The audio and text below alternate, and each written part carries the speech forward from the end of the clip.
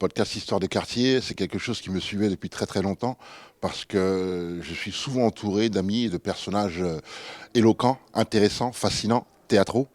Et donc, je me suis retrouvé beaucoup de fois à me dire pourquoi j'ai pas enregistré ce moment, pourquoi il n'y a personne pour profiter de ce que suscite l'histoire que vient de raconter ce personnage qui mériterait d'être sur un film, sur les écrans, dans un livre. Disons que l'écoute demande une attention plus attentive et demande plus d'attention.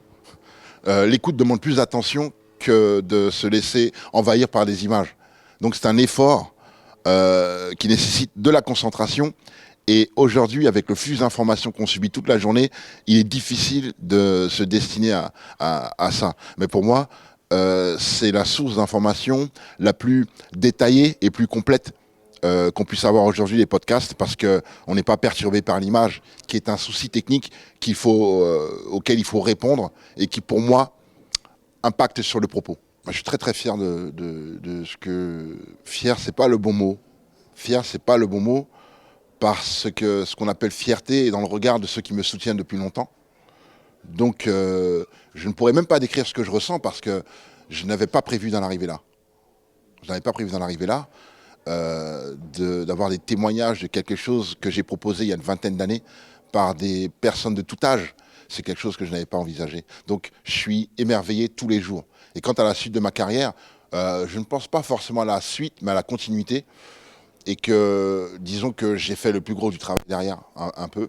Et qu'aujourd'hui, je profite un peu des fruits de cela, tout en restant actif, par des moyens d'expression qui diffèrent de ceux sur lesquels on a pu m'entendre d'habitude. Quand j'ai commencé la musique, c'est aussi parce qu'il était impensable que je sorte un livre. Donc j'ai écrit des chansons comme on pouvait écrire un livre. Hier, j'étais avec Dragunov. Oui.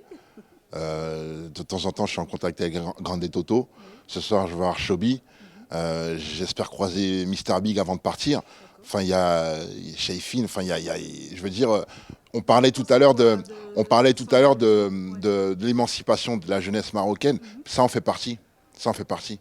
Et ce que j'en pense, c'est que il y a des chansons que je connais sans comprendre la langue. Son prochain. Et donc, plusieurs fois, je me suis retrouvé dans des situations où je me suis demandé pourquoi j'avais rien. Une espèce de numérisation de la tradition orale. Voilà.